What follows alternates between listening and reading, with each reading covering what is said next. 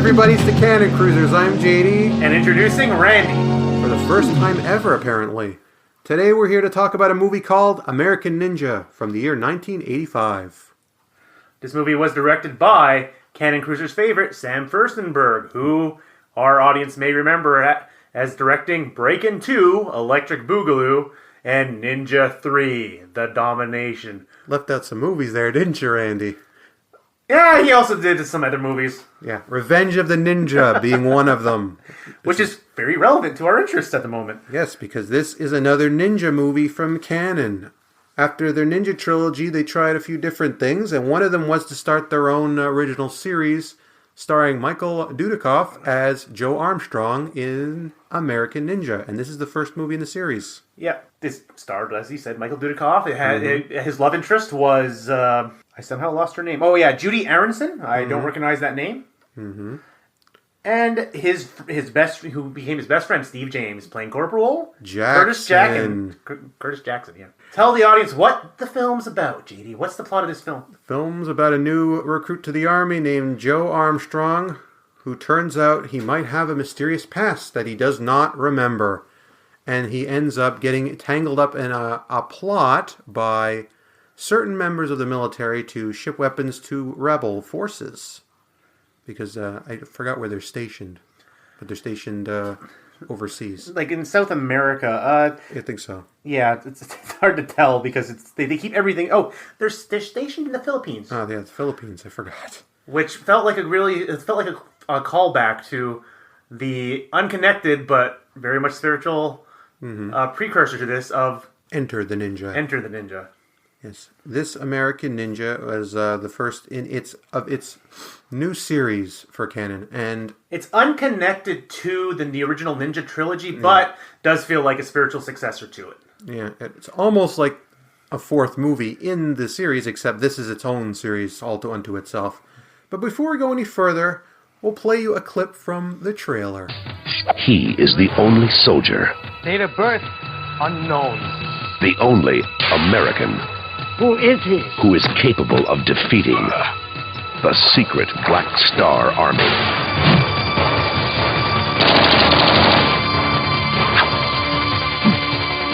The mission to hijack a U.S. military arsenal.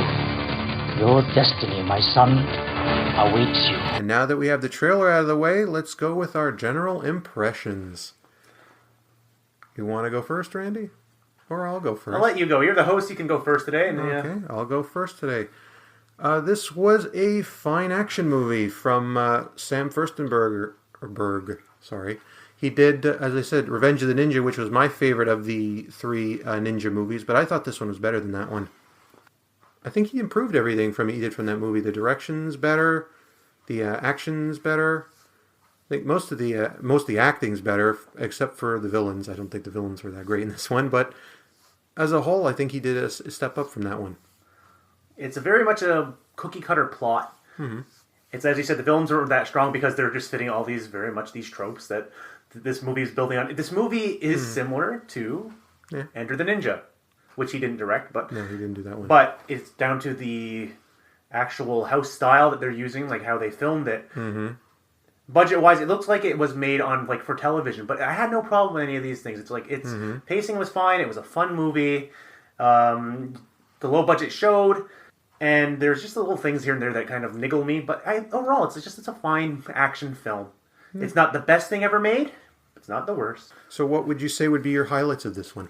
I feel like I say this every time we watch an action film, but I'm going to say the action sequences. I like the action in this action movie the best. Well, yeah, I would hope so. Well, it's hard because it's like this is as by the numbers as you can get. It's like there's no real... For me, there wasn't any real standout action sequences. It's like the old chestnut we always trot out of the final thing, the final action sequences. But what I will say is, in a directorial styling that I like, is that the Sam Firstenberg movies, of which there's going to be a lot in the Cannon filmography, is that he prefers long action sequences as opposed to short little things. So I think the best long one was there's the middle part of the movie where the truck gets stolen in the middle. Yeah, and he's on the bike.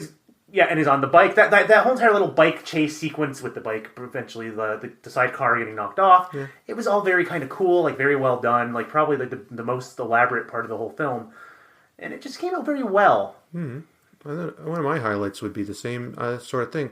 One thing I do like about him is, like you said, he has these elaborate action sequences, but he also has this way of ramping each action sequence up, so each one is more elaborate than the last one. Yeah, because the final one is him finally taking on the mantle of the ninja. And there's all kinds of chaos going on around him with things getting shot, blown up, and beat up. And it's like I really liked how it built the whole way, and you're not like, oh, this action one isn't as good as the last one, and it would kind of pull you down a bit.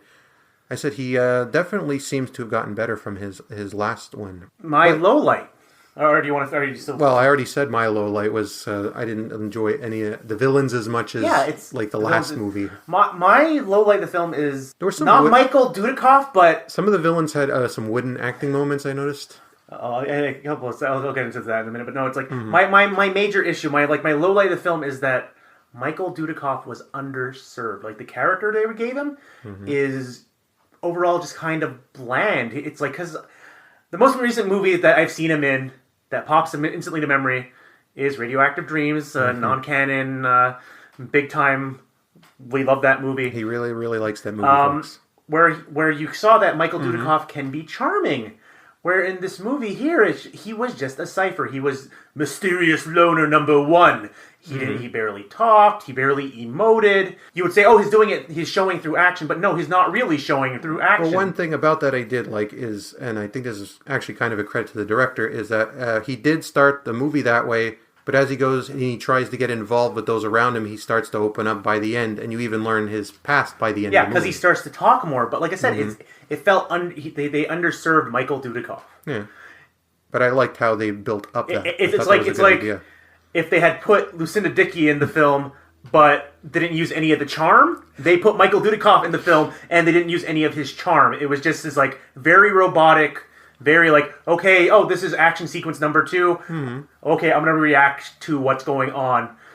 Like I said, they underserved him. It's like I probably liked his character more as we progress in the series. I have to say though, I don't disagree with what you said, but I actually thought the movie made it work. And at the beginning, I actually thought exactly like you did, and I thought, well, okay, I guess. But as it went along, I actually got into it more and more and more. It's like I think I'll like it more as if when we get to the second film, if this evolution has still continued onwards and hasn't been reset, then I'll be like, okay, yeah, there's been a character arc going on here. But just right now, they underserved the actor. The character, like the movie, is just very by the numbers and not very memorable as a character. All right. Well, with that in mind, what would you rate the movie? It's a 3. It's a solid 3. This is the epitome, I find, of like the Saturday afternoon movie.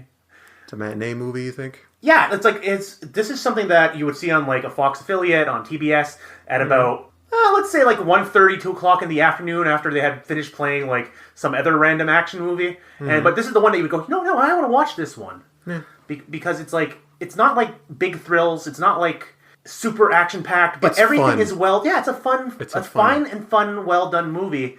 But nothing because of the overall blandness and cookie cutter structure of the film. This is the type of movie you could easily watch and realize why it was a big hit on video back in the day. This is that rental movie that kids and teenagers. This is like the bread and butter of canon films, creating these perfectly fine action films in some cases, but they're still enjoyable. And I think this is very much representative. It's like this is them doing the Ninja trilogy better in many ways. Yeah.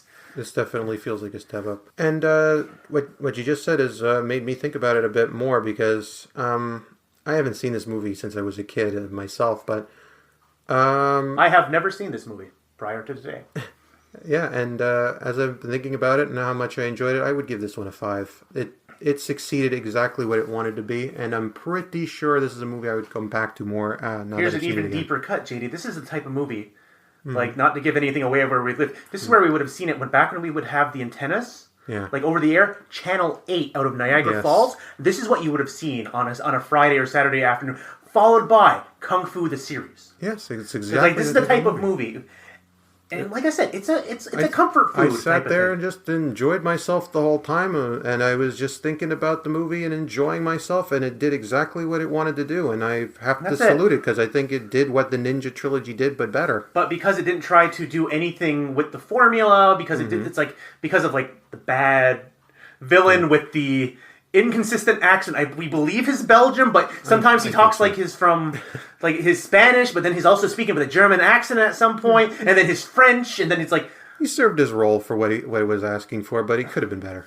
Yeah, it's like there is one cool scene that we were laughing about where every villainous character had a different accent. Yeah, that was awesome. I love that. I love when they give different characters different accents and you have them discuss things. And wait, where are they from? What's going on? It's good stuff. Yeah. But as it is, it was an enjoyable film, and I'm glad we got to cover it on this podcast. Speaking of which, that's all we pretty much have to say about this movie, I think, right? Well, I'll give you some numbers here from Wikipedia real quickly. Like we're saying that I said it's a bread and butter of canon. Mm-hmm. Budget-wise, it was only they estimate about $1 million was what they spent on this film. Mm-hmm. Which 80s money, that's actually pretty decent, like for a low-budget film. Yeah. But it made almost $10.5 million back. And that doesn't count what it made on DVD. I mean, DVD. Yeah, this is 10 point... and cable, probably. 49969, like 10,499,694 domestic. Yeah. It was a box office. This doesn't take it like... There's a reason Cannon made action movies, everybody. there's a very clear reason, because they made their money back. And just some other things on it. It's like, this is a movie that you can watch actually with the family even, because it's an R-rated movie, but there's no blood. There's no gore for sure. There's definitely no gore. There's no sex. It's like PG level romance. It's a lot like actually the first Ninja movie. Yeah, exactly. Like it's that's what it really evoked, was that feeling of the first movie, of it being very much like it looks like it was made for TV but better. Unlike in the case of the first Ninja movie, which just looked like it was made for TV. But this one looks like it was made for TV but better, which is why it suits my idea of the Saturday afternoon film. Very 1985. Kind of epitomizes that time period.